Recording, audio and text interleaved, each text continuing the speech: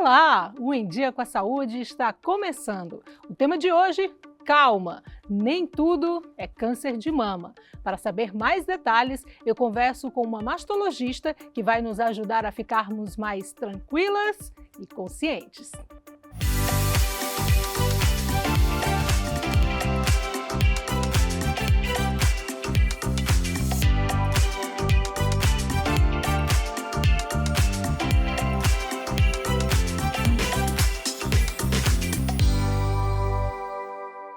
De acordo com o Instituto Nacional do Câncer, a estimativa é de que de 2023 a 2025 sejam notificados cerca de 74 mil casos de câncer a cada ano. É o que mais mata mulheres com esse diagnóstico. Os números impressionam e muitas mulheres temem ir à consulta com medo de descobrirem a doença. Mas calma, nem tudo é câncer de mama. E para ficarmos mais tranquilas e tranquilos, eu converso agora com a mastologista Jéssica Mendes. Doutora, seja muito bem-vinda ao Em Dia com a Saúde. Muito obrigada, é um prazer estar aqui com vocês novamente. Para começar, eu queria perguntar o que é câncer? Certo, é uma dúvida muito comum, inclusive aqui no nosso estado muitas pessoas têm medo até de pronunciar a palavra câncer, mas não sabem dizer exatamente o que é o câncer. Então o câncer é toda a organização, todo o crescimento de células no nosso corpo que crescem de maneira desordenada. Toda célula no nosso corpo, ela tem o nascimento, o desenvolvimento e a morte celular. Por exemplo, nosso cabelo cai, nossa pele descama, isso é um processo de renovação celular, de morte de células e crescimento de novas células. Mas já as células cancerígenas, elas têm uma falha em relação a esse processo de morte celular. Então, ao invés de morrerem, elas se multiplicam de forma desenfreada. Isso pode acontecer em qualquer parte do corpo, inclusive nas mamas.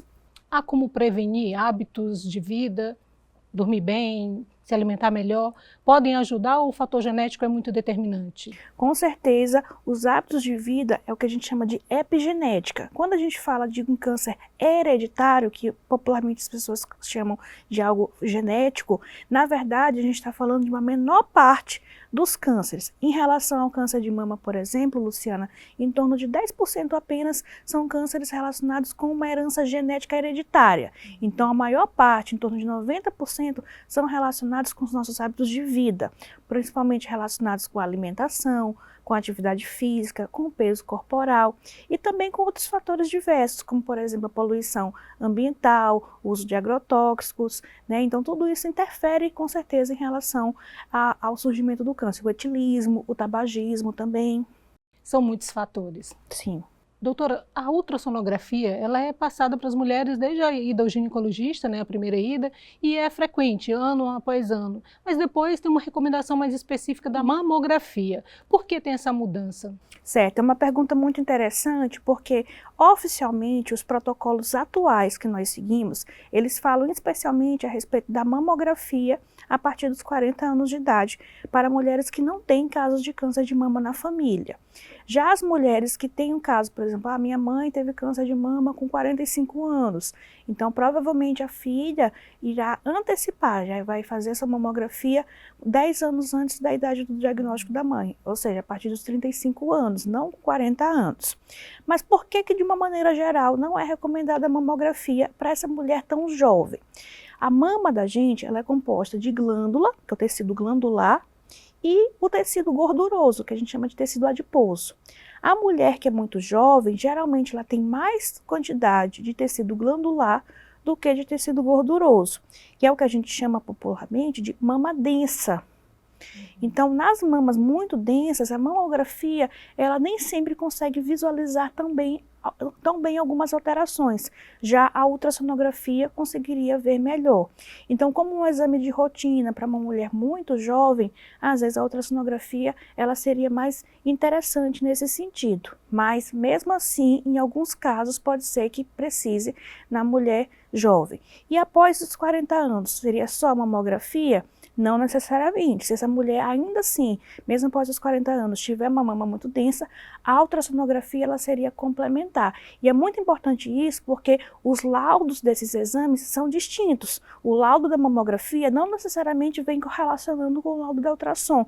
Então, às vezes a mulher tem uma mama densa, vem o laudo da mamografia descrito como normal, mas ainda assim tendo a necessidade de complementar com a ultrassom. E após o resultado, né, muitas mulheres ficam preocupadas com esse resultado, mas o objetivo do programa é justamente falar nem tudo é câncer de mama. Então, o que pode ser? Certo, é muito bom a gente alertar, porque às vezes a pessoa sentiu alguma coisa na mama e fica aterrorizada, até com medo de procurar o profissional da saúde, o médico, realizar algum exame que já tenha sido solicitado, com medo de ser um câncer. E nem tudo é um câncer, às vezes a pessoa sofre por antecipação com algo que pode ser comum, como por exemplo um cisto, que seria uma coleção, uma bolinha de líquido na mama, é algo extremamente comum nas mulheres, ou um nódulo benigno, por exemplo, também. Nem todo nódulo, ou seja, o que é um nódulo? É uma bolinha sólida, é diferente do líquido por isso, mas nem todo nódulo significa dizer que seja um câncer. Nós temos vários tipos de nódulos benignos, alguns com necessidade de fazer a ressecção cirúrgica, outros não, a maioria não. Então, nem tudo significa dizer que seja um câncer. Doutora, eles podem desaparecer sozinhos? Por isso é importante acompanhar? Também, por exemplo, se forem cistos, os cistos de líquido, que são exclusivamente só de líquido, eles geralmente são relacionados com alterações hormonais do nosso próprio ciclo menstrual. Então, eles podem aparecer e desaparecer espontaneamente. Às vezes, tem cistos que são volumosos, que incomodam, e às vezes precisa fazer uma punção, que é uma aspiração de líquido com seringa, que às vezes está incomodando essa paciente. Já o nódulo, quando é verdadeiramente um nódulo sólido, dificilmente ele desaparece sozinho, mas pode acontecer de precisar ou não de cirurgia. O nódulo é feito em consultório, a aspiração que você falou? O cisto quando é a bolinha de líquido, é feito no próprio consultório, essa punção. Cirúrgico. Isso. Aí depende da situação, porque também às vezes a pessoa fala assim, eu tenho um nódulo, mas eu não quero operar. Ou então tenho um nódulo, eu tenho necessidade de operar.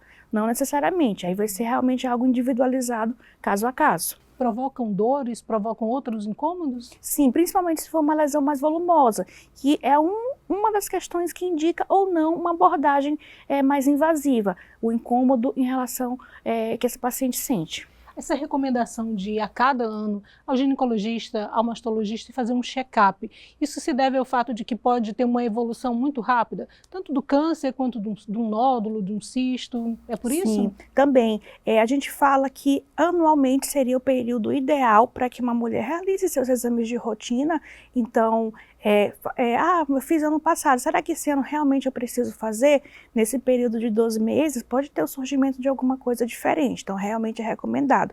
Inclusive tem um termo na literatura médica que a gente utiliza, que é chamado tumor de intervalo, que é o tumor que acontece entre o exame de rotina e o outro. Por isso que mesmo com os exames em dias, é importante a gente ter o hábito de conhecer o nosso corpo, verificar se sentiu alguma coisa diferente que não estava lá. De repente eu senti uma coisinha aqui na minha mama que não tinha. Eu tô com meus exames há 7 meses atrás, tá? No tempo certo, mas eu senti algo diferente. Então, passaram uns dias, essa alteração persistiu, passou a menstruação, persistiu. Vou antecipar minha consulta ao médico para ver se precisa realmente ter alguma antecipação dos exames. Doutora, no dia a dia, a senhora percebe que algumas mulheres têm dificuldade de conhecer o próprio corpo? Ou seja, não querem tocar as mamas, tem algum tipo de restrição, ou é por medo, ou por algum tipo de tabu? Sim, é uma coisa muito cultural. Aqui no nosso meio a gente percebe muito isso. Muitas mulheres têm vergonha de conhecer o seu próprio corpo, têm receio, acham que é algo errado. E esse autoconhecimento corporal ele é fundamental. Não só em relação à mama, mas tem um sinal de pele que de repente está maior, mudou o formato, mudou a coloração, pode ser um câncer de pele. Em relação à mama, não tem uma coisa diferente que realmente é persistente, pode ser um indício de um câncer de mama. Então a gente ter esse hábito de conhecer o nosso corpo é muito importante. E às vezes a pessoa fala assim, doutora, mas eu não sei fazer um autoexame, eu não sei o jeito certo. E na verdade não existe um jeito certo, é o jeito como a pessoa se sente mais confortável. Então, uma vez ao mês, por exemplo, tentar ter esse hábito de verificar suas mamas, de olhar no espelho, de palpar, ver se sente algo diferente. E achando muitas vezes volumoso, né, algo já mais volumoso, significa que é grave? Ou seja, o tamanho está diretamente relacionado com a gravidade? Sim, quando a gente fala de câncer de mama, na verdade existem vários tipos de câncer de mama. Mas, de maneira geral, um dos fatores que são preditivos em relação à gravidade, a prognóstico, como a gente fala no meio médico, é o tamanho.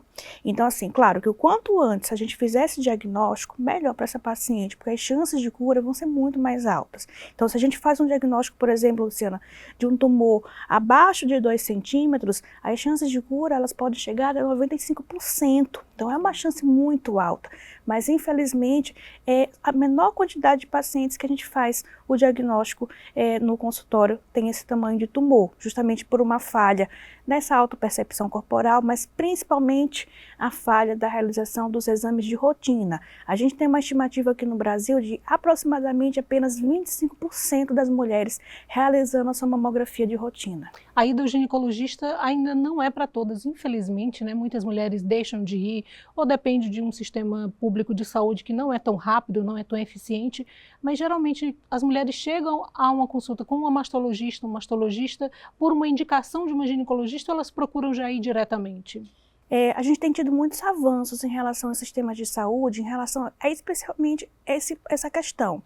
Na rede pública, às vezes há necessidade de um encaminhamento, mas ainda assim, se essa mulher realizou um exame, apareceu uma alteração suspeita nesse exame ou sentiu algo diferente na mama, ela pode procurar o serviço de saúde diretamente, geralmente os locais de referência para mastologia, e verificar como é o trâmite dessa instituição. Por exemplo, a gente tem aqui em São Luís o Hospital do Câncer Aldenora Bello, que é uma instituição de referência, que mesmo sem encaminhamento, se essa paciente tiver um exame classificado como BIRADS 4 ou 5, ou algo palpável, ela pode conseguir um atendimento.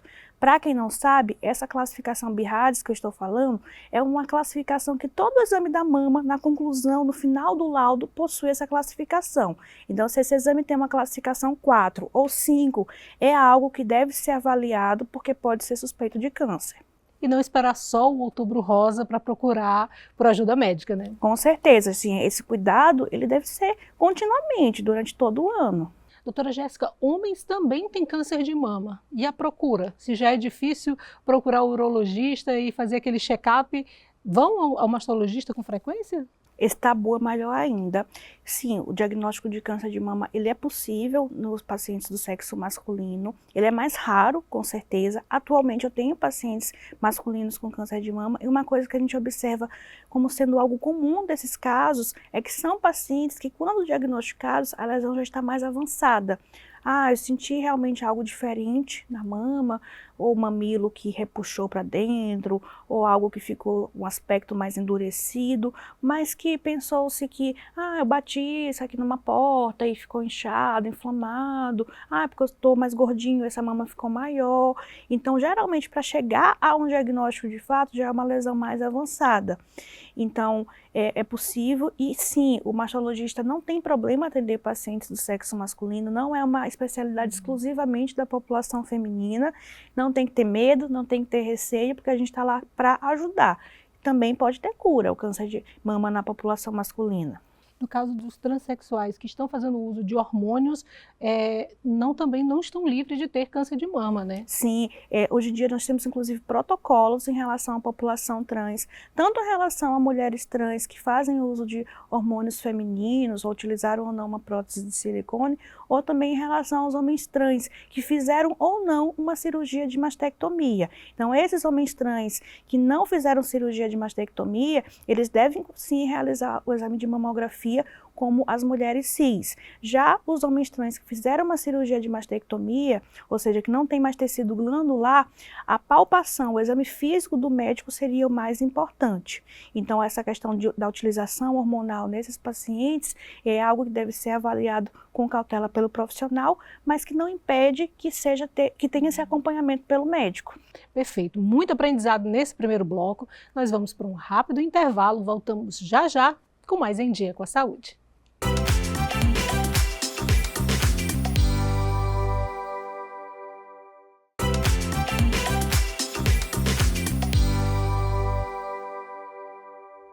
Voltando com mais um bloco do Em Dia com a Saúde, eu continuo conversando com a mastologista Jéssica Mendes. Doutora Jéssica, nódulos e cistos, eles estão também associados a uma possibilidade de retirada de parte da mama? Porque esse é o grande medo, né, de todas as pessoas que são diagnosticadas com câncer de mama.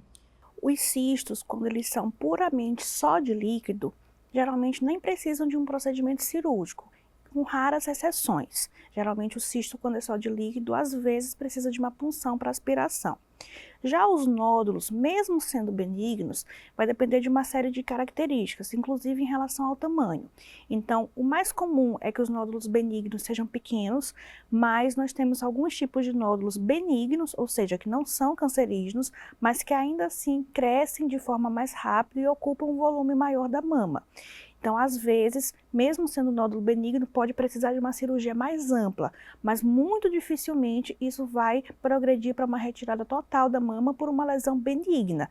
Claro que depende de cada situação. Eu já vi muitos casos, alguns casos de pacientes com nódulos muito volumosos, mas que ainda assim nós conseguimos fazer uma cirurgia conservadora. Principalmente na década de 90, né, era muito comum aquelas campanhas que mostravam mulheres mutiladas, né, que perderam os cabelos, acho que como uma forma de impactar, né, para talvez levar mais mulheres para o consultório. Mas essa é a sua realidade cotidiana, a senhora é cirurgiã também, né, realiza cirurgias, e essa é a realidade mais comum? Infelizmente não, mas ainda temos uma parcela das nossas pacientes que já chegam no consultório com uma lesão mais avançada, uma lesão mais grave. E é por isso que a gente trabalha de forma incansável nessa propagação do conhecimento das informações no combate das fake news, para que cada vez mais as mulheres tenham acesso à informação de qualidade e não cheguem no consultório com um diagnóstico tão avançado. Então, hoje em dia, a gente falar de câncer de mama não é mais ser sinônimo de mutilação. Então, a mulher que tem medo de fazer uma mamografia, com medo da retirada de uma mama completamente, que é uma mastectomia, como a gente fala, essa mulher não deve ter esse medo, porque a mamografia, pelo contrário, o quanto antes a gente fizer o diagnóstico por esse exame, menos provável será uma cirurgia tão agressiva assim. Recentemente eu fiz uma entrevista com a doutora Jéssica, né, e saí de lá muito aliviada. Foi só uma entrevista, mas parecia uma consulta. E a senhora me falou também sobre a questão das mamas volumosas, né, que muitas vezes é possível fazer a retirada, né, do que é necessário retirar, e a mama acontece mais ou menos uma redução de mama, né, a mulher não é mutilada. Né? Hoje em dia a gente tem diversas técnicas cirúrgicas, essas técnicas cada vez avançam mais e mais. Esse final de semana mesmo eu estava em São Paulo, que eu cheguei nesse final de semana com o grande aprendizado e atualizando esses conhecimentos a respeito do que a gente chama de cirurgia oncoplástica, que é utilizando técnicas de cirurgia plástica no tratamento do câncer de mama. Então, por exemplo, às vezes a paciente tem o que a gente chama de gigantomastia, que é aquela mama muito volumosa, e no mesmo momento da cirurgia do câncer, a gente faz uma redução mamária. Diminuindo dor em costa, dor em coluna, problemas de coluna, melhorando o planejamento da radioterapia que ela pode precisar fazer, para que ela tenha menos efeitos colaterais de uma radioterapia, melhorando a qualidade de vida dessa pessoa, a sua satisfação sexual, a sua autopercepção corporal. Então, assim, uma série de fatores que com certeza impactam nessa paciente. Outra situação também, a paciente tem câncer de um lado e a cirurgia pode deixar um pouco diferente, então a gente faz uma simetrização, fazer uma cirurgia na mama do outro lado, de forma que deixe mais simétrico possível, seja aumentando com a prótese de silicone ou reduzindo essa mama também. Então são opções que inclusive são garantidas por lei para essa paciente. O mastologista já é o profissional que realiza essa cirurgia ou é em parceria também com o cirurgião plástico? Aqui no Maranhão nós temos um aspecto bastante curioso em relação ao restante do Brasil, Luciana. Em vários outros estados, o mastologista ele faz a parte oncológica puramente, mas há o cirurgião plástico realizando essa reconstrução ou essa simetrização. Aqui nós temos a felicidade que todos os nossos colegas que atuam contra o câncer de mama já têm a formação em cirurgia oncoplástica. Então, no mesmo momento da cirurgia, a gente já tem essa possibilidade. Então, isso com certeza é um ganho para os nossos pacientes, tanto da rede pública quanto da rede privada. Que maravilha, né, essa notícia. Doutora, a senhora falou da questão legal, né? O diagnóstico de câncer tem um tempo, né?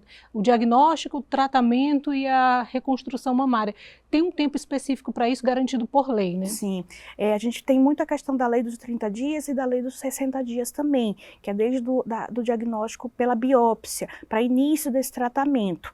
Então, isso é uma coisa que a gente tem que cobrar dos nossos governantes para que eles oportunizem um gerenciamento, uma organização do sistema de saúde para que isso, de fato, seja cumprido à risca. Porque, às vezes, é uma paciente que tem dificuldade em agendar uma consulta, realizar o exame solicitado, retornar com esse exame. Então, isso pode, infelizmente, acontecer de ultrapassar, de fato, esses 60 dias. Mas cabe a gente, enquanto cidadão, cobrar dos nossos representantes. Em relação à reconstrução, na maioria das vezes, sempre que possível, a gente tenta realizar no mesmo ato da cirurgia uma reconstrução. Em algumas situações clínicas, por exemplo, um tumor extremamente avançado, extremamente grave, com a necessidade de agilizar o tratamento posterior à cirurgia, às vezes pode não ter indicação de realizar naquele mesmo momento por uma questão clínica da paciente. Mas mesmo assim, mesmo nesses casos, ou então aquela paciente que não quis realizar de imediato uma reconstrução, mas mesmo nesses casos, posteriormente pode ser feita uma reconstrução tardia. Essa lei ela serve apenas para o câncer ou caso um cisto seja muito volumoso e também precise fazer a retirada de parte da mama, também se aplica? Não, hoje em dia o que a gente tem na legislação vigente é relacionado com os casos oncológicos, mas também fica a sugestão, né, para que nossos governantes avaliem. Tá vendo? Com certeza, a saúde da mulher é muito complexa, né? E muitas vezes os nossos gestores têm dificuldade de entender as necessidades mais básicas, como essa reconstrução que nós falamos.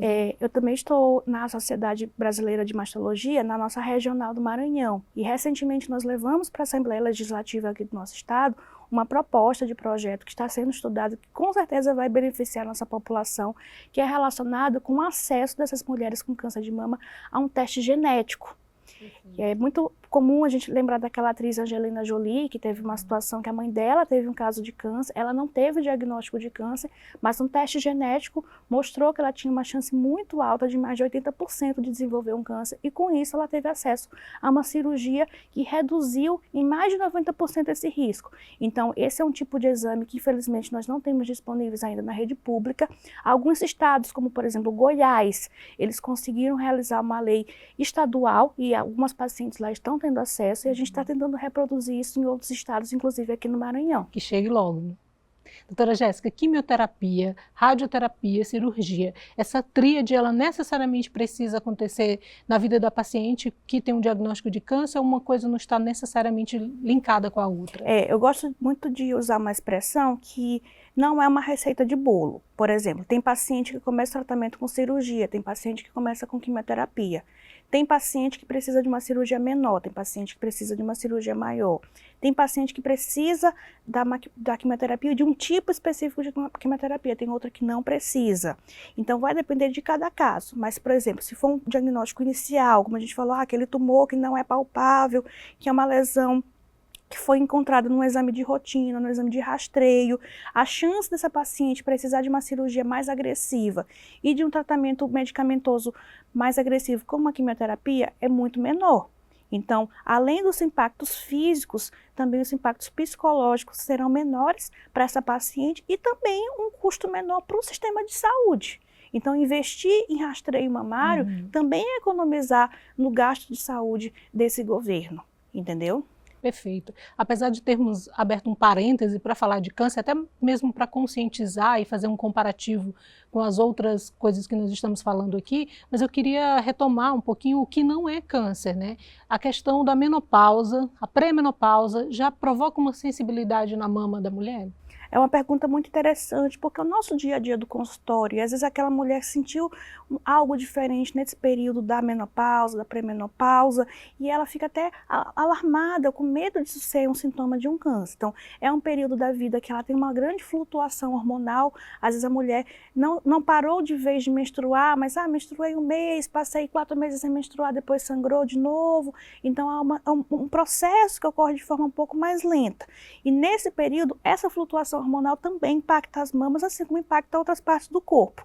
Então, essa sensibilidade mamária, essa dor mamária exclusivamente, sem algo adicional nos seus exames de imagem ou ao toque, não é algo preocupante em relação ao câncer de mama, mas que sim, precisa ser avaliado para que também seja manejado de forma com que essa mulher se sinta menos desconfortável possível. E há mamas mais sensíveis do que outras? Uma mulher que tem uma carga hormonal maior, é comum essa diferença, né? Sim, as mamas mais densas, como eu expliquei no outro bloco, que são as mamas mais glandulares, elas geralmente tendem a ser mais sensíveis, mas outros fatores também relacionados com os hábitos de vida, com a alimentação, com a ingesta hídrica, com a prática de atividades físicas, também podem impactar nessa sensibilidade mamária.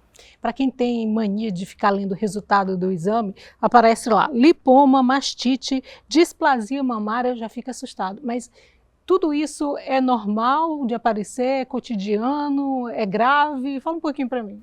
Muitas pacientes chegam em pânico no consultório, às vezes, Doutora, Google. Fui para o doutor Google, não me contive.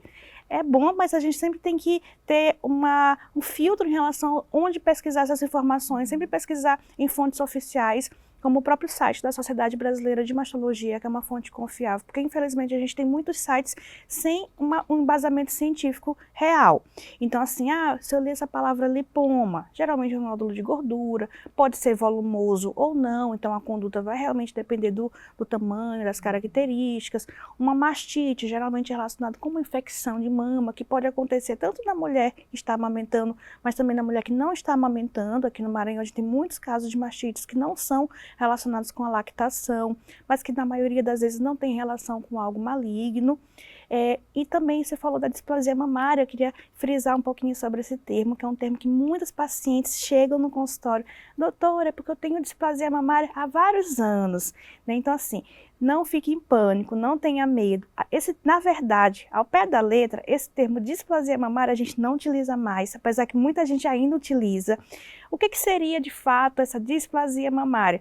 São as glândulas mamárias que podem ficar mais sensíveis por essa flutuação hormonal. Então, ter displasia mamária não é uma doença, mas é uma sensibilidade da mama nesses momentos de pré-menstrual ou perto da menopausa. Então, não chega a ser uma doença, não é algo que aumente risco de câncer, nem que vire câncer. Calma, sem pânico. Mas tem uma coisa que provoca muito pânico e atrapalha muito a vida das pessoas, que são as fake news. A que mais chega no seu consultório, qual é?